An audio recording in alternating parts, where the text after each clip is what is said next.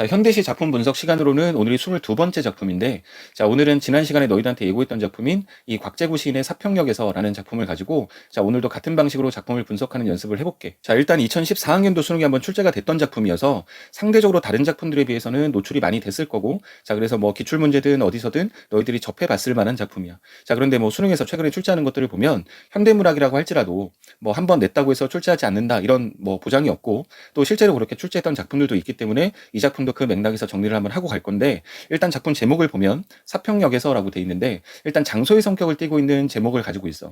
뭐 작품 제목을 통해서는 일단은 장소 정도다라고 하는 단서 외에는 더 얻을 수 있는 정보가 없으니까 작품을 읽어가면서 연결될 수 있는 근거를 좀 찾아봐야 될 것 같아.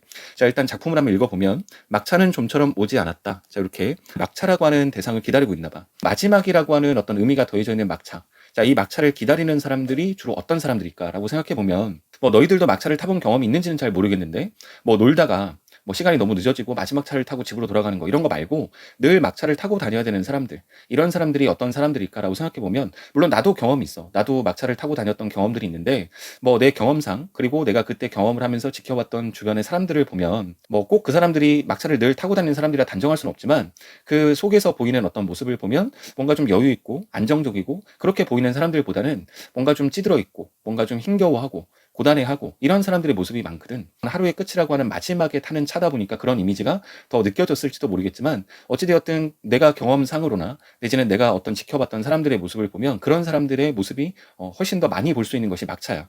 근데 이 막차를 좀처럼 오지 않았다라고 하는 건 막차를 기다리고 있다는 얘기인 건데, 근데 뒤에 보니까 대합실 밖에는 밤새 송이눈이 쌓이고, 자, 이 송이눈이라고 하는 걸 통해서 우리가 1차적으로 알 수 있는 건 이 계절적 배경이 일단은 겨울이구나 정도는 알 수 있어. 겨울에 대합실, 막차를 기다리는 대합실의 사람들의 모습을 얘기하고 있나 본데, 자, 일단 송이눈이 쌓인다라고 하는, 눈이 쌓인다라는 이 표현만 가지고 뭔가 눈이 쌓이는 뭔가 아름다운 배경인가, 뭐 내지는 이 눈이 연상시키는 차가운 배경인가, 아직까지는 그걸 판단하기 좀 어려워. 자, 근데 좀 더 이어서 우리가 봐야 될 것 같은데, 흰보라 수수꽃 눈시린 유리창마다 톱밥 난로가 지펴지고 있었다. 자, 요 두 줄을 보면 전형적인 어떤 대조를 지금 쓰고 있는 건데, 자, 우리가 흰보라 수수꽃 눈시린 유리창이라고 하는 건 우리가 뭐 그렇게 생각할 수 있지 않을까. 유리창에 바깥에 지금 눈보라가 치고 있는 건데, 그 눈보라 때문에 유리창에 뭐 눈이 엉겨 붙었겠지. 근데 그 모습이 꼭 수수꽃 모양 같다.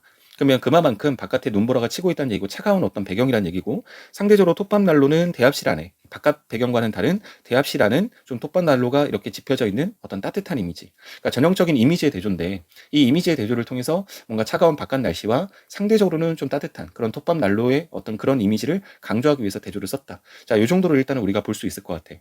자, 그리고 뒤에 이어서 보면 금음처럼 몇은 졸고 있고, 자, 몇은 감기에 쿨럭이고, 일단은 막차라고 하는 것을 기다리면서 뭐 하루의 끝에서 이렇게 피곤해서 졸음을 참지 못하고 졸고 있는 모습, 그리고 몇은 감기에 쿨럭인다라고 했을 때 뭐 겨울이라고 하는 계절적 배경과 연결이 돼서 뭔가 감기에 걸려 있는 모습들, 뭐 이런 사람들의 모습이 지금 대합실 안에 있는 그런 사람들의 모습이라고 보여지는데, 뭐 졸고 있다고 해서 감기에 걸렸다고 해서 무조건적으로 그렇다라고 말하기는 어렵지만, 뭐 그래도 뭐 긍정적인 면보다는 뭔가 좀 편안해 보이거나 안정적으로 살아가는 사람들의 모습보다는 힘겨워하는 사람들, 내지는 뭔가 좀 부정적인 상황 속에 놓여져 있는 그런 사람들, 이런 사람들을 연상시키기가 더 좋지 않을까. 앞에 나와 있었던 맥락처럼 이렇게 우리가 연결시켜가면 그렇게 보는 것이 좀 자연스럽지 않을까라는 생각이 들어. 자, 그래서 이런 모습을 보고 그리웠던 순간들을 생각하며 나는, 자, 표면적 화자 나는 한 줌의 톱밥을 불빛 속에 던져 주었다. 이렇게 돼 있어. 자, 일단 한 줌의 톱밥을 불빛 속에 던져주는 이 행위는 이 난로가 좀 더 따뜻해지도록 만들어주는 행위고, 자, 그렇게 보면 앞서 나왔던 어떤 대합실에서 막차를 기다리고 있는 사람들을 고려해 본다면, 나라고 하는 표면적 화자의 행위가 대합실 안에서 이 막차를 기다리면서 살아가는 그 사람들, 물론 자기도 이 속에 포함되어 있으니까 자기도 포함되겠지만, 이 막차를 기다리는 사람들에 대해서는 기본적으로 어떤 따뜻한 마음이 전제가 돼 있기 때문에, 자, 그들을 위해, 낮에는 그 속에 같이 포함되어 있는 나를 위해 이렇게 불빛 속에 톱밥을 던져주는 행위가 나타나지 않았을까. 자, 일단 근데 초점을 지금까지 보면 뭐 자기 자신에 대한 것이 초점이 되는 시인지, 아니면 이 대합실에 모인 사람들이 초점이 되는 시인지 아직까지 판단은 조금 어려워. 자, 일단 근데 표면적 화자 나도 나왔고, 그 다음에 그와 같이 있을 거라고 생각이 드는 이 대합실 안에 여러 사람들의 모습이 같이 나왔어. 자, 좀 더 이어서 보면 내면 깊숙이 할 말은 가득해도 청색의 손바닥을 불빛 속에 적셔두고 모두들 아무 말도 하지 않았다. 자, 그러면 우리가 지금 이 내용을 통해 보면 지금 자기 자신에 대한 얘기보다는 대합실에서 보고 있는 그 광경에 대한 것을 지금 말하고 있는 부분 같은데, 있는데, 자, 내면 깊숙하게 할 말이 많아. 할 말은 가득해도 이 청색의 손바닥을 불빛 속에 적시면서 모두들 아무 말도 하지 않았대. 우리 청색이라는 이미지가 좀 그런 이미지가 있잖아. 뭔가 푸른색이 주는 어떤 희망적이고 긍정적인 이미지도 있지만 이 푸른 색깔이 주는 어떤 차가운 이미지, 그와 상반된 어떤 차가운 이미지도 가지고 있거든. 그럼 여기서 청색의 손바닥이라고 하는 건 그 사람들의 어떤 색깔이 정말 추위 때문에 얼어붙어서 차가운 청색의 이미지가 됐다. 뭐 이런 얘기도 되겠지만, 또 어떤 면이냐면 이 청색이라고 하는 이미지, 색채가 불러일으키는 어떤 차가움, 뭐 그 차가움을 우리가 상황적인 요인과 결부시켜 보면 그들이 살아가야 되는 어떤 힘겹고 고된 삶, 뭐 이런 것들과 연관해서 보면, 자, 그렇게도 해석이 될 수 있을 것 같은데, 자, 그러면 그런 삶을 살면서 뭔가 마음속에 할 말이 가득해. 뭔가 불쑥불쑥 그 삶을 살아가면서 올라오는 감정들이 있을 건데, 자, 그럼에도 불구하고 모두들 아무 말을 하지 않았다라고 하는 이 표현은 표면적으로는 어떻게 볼 수 있냐면, 그런 삶 속에서 어떤 체념하는 모습처럼, 내지는 뭔가 수동적으로 그 삶에 어떤 순응하는 모습처럼, 이렇게 뭔가 수동적인 모습처럼 보일 수가 있어. 자, 그런데 나는 또 어떤 생각도 드냐면, 이렇게 할 말이 가득하다라고 하는 건 올라오는 것들이 있지만, 아무 말을 하지 않는다라고 하는 것은 그 자체에 대해서 뭔가 다 드러내지 않고 묵묵하게 어떤 그런 자신들의 감정과 그렇게 살아가야 되는 그 삶을 자기 자신이 스스로 뭔가 누르면서 이겨가고 있다.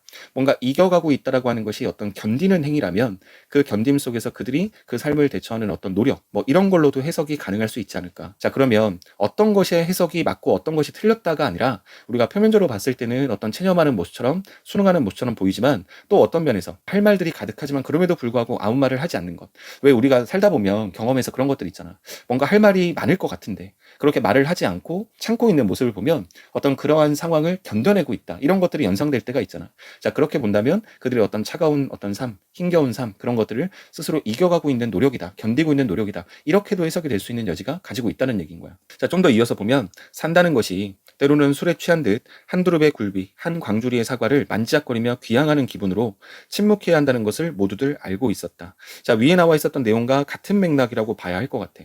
자, 살아간다는 것. 자, 우리가 뭐 문학 작품에 대한 공감이 살아왔던 삶의 경험에 따라서 공감의 폭이 좀 다르긴 한데, 뭐 산다는 것, 물론 나도 나이가 많이 들었지만 아직까지도 산다는 것이 뭔지는 잘 모르겠어. 자, 그런데 이 산다는 것이 때로는 술에 취한 듯이, 자, 그렇게 침묵해야 한다는 것. 자, 그것을 모두들 알고 있었다라고 하는 것은, 이 모두들 힘겹게 살아가는 이 사람들은 살아간다라고 하는 것이 그렇게 술에 취한 듯 살아야 되는 거고, 자, 침묵해야 한다, 아까 우리가 봤었던 것처럼 견뎌야 된다, 노력해야 된다라고 본다면 그렇게 하는 것이 사는 거다 라고 하는 그런 인식을 드러내고 있는 거지. 자, 그러면 술에 취한다 할 때 술이라고 하는 것도 그런 것들을 연상시킬 수 있잖아. 우리가 술이라고 하는 게 정말 기분이 좋아서 그 흥겨움 때문에 술을 마실 때도 있지만, 뭔가 좀 힘겹고 고통스러울 때, 뭐 그런 어떤 버거운 상황을 맞이했을 때 술을 통해서 뭔가 이겨보고 싶고, 술을 통해서 뭔가 그 상황을 좀 잊어보고 싶고, 자, 이것도 우리가 견디는 노력이잖아.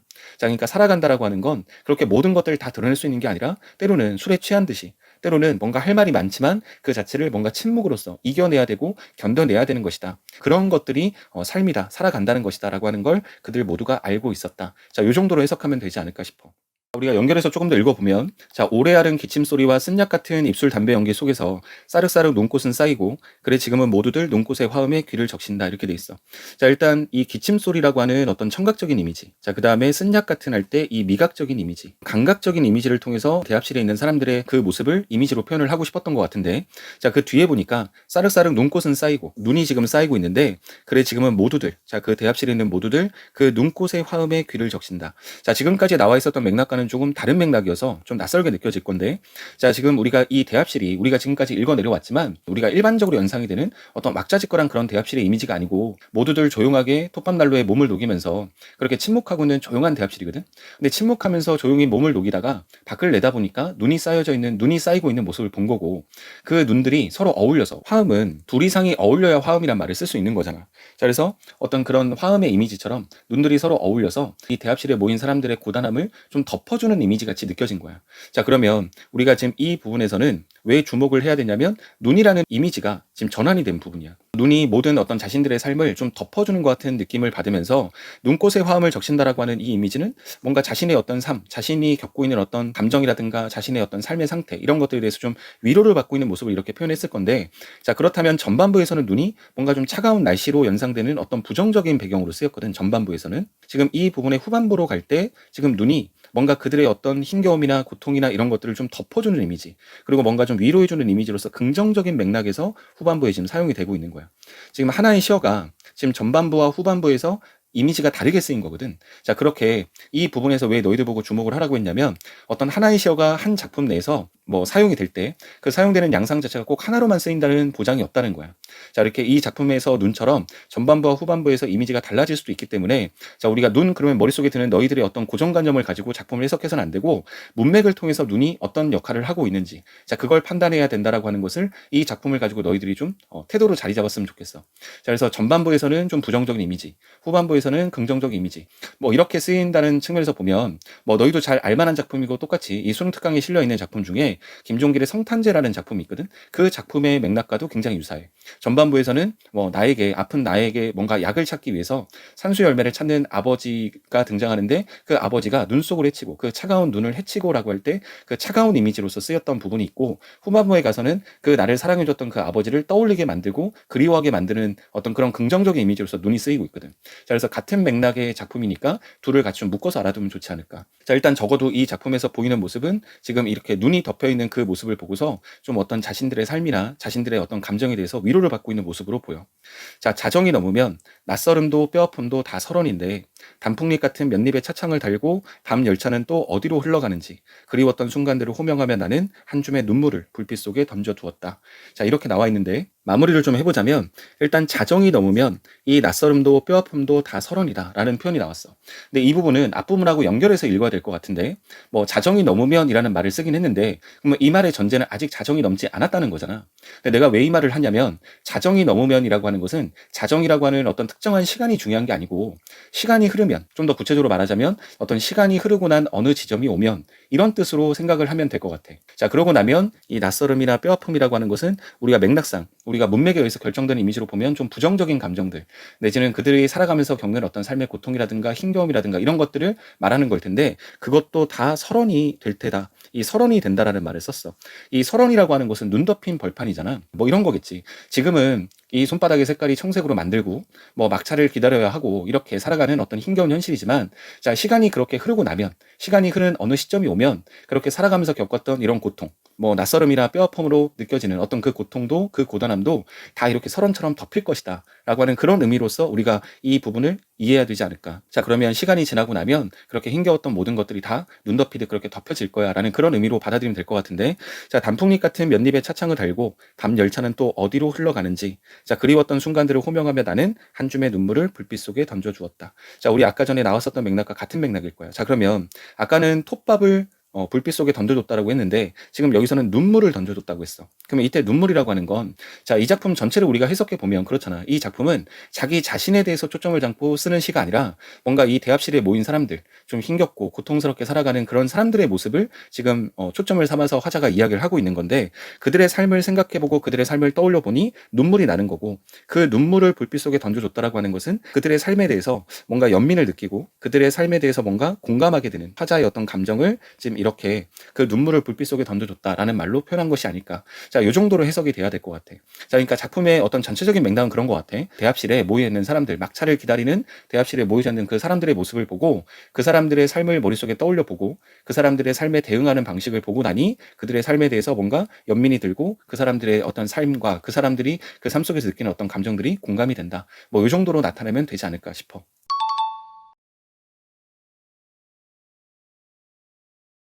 자, 그러면 우리가 이 작품에서 읽었던 어떤 정보가 주어지지 않은 상태에서 우리가 지금 읽어냈던 이 내용들을 바탕으로 해서 정리를 좀 해보면 자, 화자는 표면적 화자가 나가 나왔어. 나에게 주어진 상황을 보면 지금 이 시는 화자 중심의 시가 아니라 화자가 지금 지켜보고 있는 대상이 중심인 시야. 자, 그래서 대합실에 막차를 기다리는 사람들을 보고 있다. 이 정도가 될 것 같아. 이 막차를 기다리는 사람들은 우리가 문맥을 통해서 본다면 뭔가 좀 고통스럽고 힘겹게 살아가는, 고되게 살아가는 사람들이다. 자, 이 정도로 볼 수 있을 것 같고. 자, 우리가 화자 중심의 시가 아니라 대상의 중심의 시일 때는 우리가 항상 늘 그 대상이 어떤 이미지를 가지고 있느냐. 자, 그걸 판단해야 된다고 했는데 우리가 뭔가 예찬의 대상이 되고 그렇게 살았으면 좋겠다라고 하는 감정을 불러일으키는 긍정적인 대상이냐 아니면 저렇게 살면 안 되겠다고 생각이 드는 어떤 부정적인 비판의 대상이냐 아니면 그도 자 긍정적인 맥락도 부정적인 맥락도 아닌 뭔가 좀 어려운 처지에 처해져 있는 사람이냐. 근데 우리가 지금까지 읽어봤지만 이 막차를 기다리는 사람들은 지금 어떤 상황과 정서 태도를 잡아보면 이 사람들은 지금 막차를 기다리는 게 일단 상황으로 나왔는데 우리가 이 사람들의 삶이 뭔가 좀 힘겹고 고통스러운 상황, 고통스러운 어떤 현실 속에 있다. 자, 이렇게 볼 수 있을 것 같은데 이 현실 속에서 지금 이들이 보여주는 어떤 정서와 태도, 이 반응은 우리가 지금 그 상황을 견뎌내고 있는, 뭔가 노력하고 있는 그런 모습이다. 자, 이렇게 우리가 잡을 수 있을 것 같아. 자, 그럼 막차를 기다리는 사람들의 이미지를 상황과 어떤 정서, 태도, 반응을 중심으로 판단했을 때, 자, 이 이미지는 우리가 세 가지의 부류 중에서 긍정적인 대상이냐, 부정적인 대상이냐, 내지는 긍정도 부정도 아닌 어려운 처지에 놓여져 있는 사람이냐라고 봤을 때는 그 어려운 처지에 놓여져 있는 세 번째 특성을 가지고 있고, 자, 그랬을 때 화자의 전제된 정서, 태도, 자, 이 반응은 이들의 삶에 대해서 뭔가 좀 연민을 가지고, 자, 그들의 삶을 뭔가 공감해주는 따뜻한 그런 감정을 가졌다라고 말할 수 있겠지. 자, 그럼 이 작품의 주제는 뭔가 힘겹고 고통스럽게 살아가는 그 속에서도 뭔가 견디고 노력하며 살아가는 어떤 그런 사람들을 보며 느낀 그 사람들에 대한 연민과 공감이라. 뭐 이렇게 우리가 정리하면 작품의 주제를 판단할 수 있지 않을까. 자, 이 정도 우리가 잡아볼 수 있을 것 같고, 이 작품을 주제를 드러내고 있는 어떤 표현상의 특징을 우리가 정리해 보면, 표현상의 특징에서 일단 첫 번째는 우리가 눈여겨봐야 될 것은, 눈이라고 하는 어떤 이 시어가 지금 작품 속에서 전반부와 후반부에 나눠서 이미지가 전환이 된다. 자, 전반부에서는 어떤 차가운 배경으로서의 부정적인 이미지였다면, 후반부에서는 그들의 어떤 힘겹고 고통스러운 어떤 삶을 덮어주는 어떤 따뜻한 위로해주는 그런 이미지로서 이미지가 전환이 됐다라고 하는 측면은 좀 우리가 생각해야 될 것 같고, 그 다음에 어떤 초반에 우리가 나왔었던 거지만, 우리가 바깥 날씨의 차가운 어떤 이미지와 그 다음에 안에서의 톱밥 난로를 통해서 느껴지는 어떤 따뜻한 이미지, 어떤 이 이미지의 대조도 우리가 좀 신경을 써야 될 것 같고, 자, 그 다음에 여러 가지 우리가 뭐 청각적인 이미지나 그 다음에 어떤 뭐 미각적 이미지, 시각적 이미지 이런 것들을 통해서 감각적 이미지를 통해 시상 전개를 하고 있다. 자, 적어도 이 정도 세 가지 정도는 이 작품을 통해서 우리가 정리를 좀 해야 되는 표현상의 특징이라고 생각이 들어.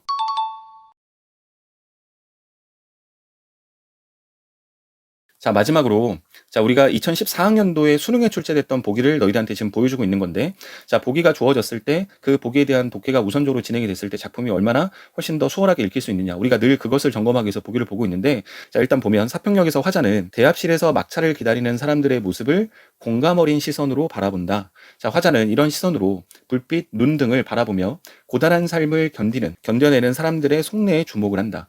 자, 한 줌의 눈물은 그들을 위해 화자가 바치는 작지만 진심 어린 하나의 선물이라고 할 수 있다. 이렇게 돼 있어. 자, 우리가 수능에서 출제했던 보기인데, 이 보기 안에도 너희가 지금 판단했겠지만 상황에 대한 정보와 반응에 대한 정보가 다 들어가 있어. 자, 대합실에서 막차를 기다리고 있는 사람들의 모습을 보고 있다. 내지는 고단한 삶을 견뎌내는 사람들을 보고 있다라고 하는 어떤 그런 상황적인 정보와 여기서 말하는 공감, 그리고 이 하나의 선물이라고 하는 것은 어떤 따뜻한 감정, 연민을 나타내는 거겠지.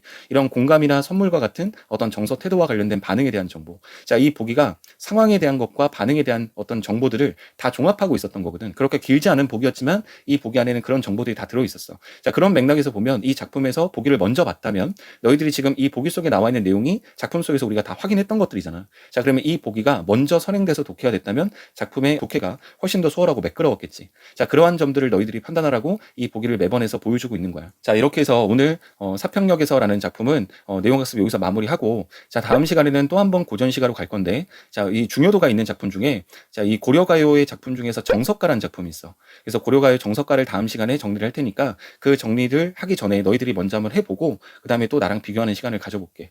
자, 공부한다고 고생했고, 자, 오늘 수업은 여기까지 할게.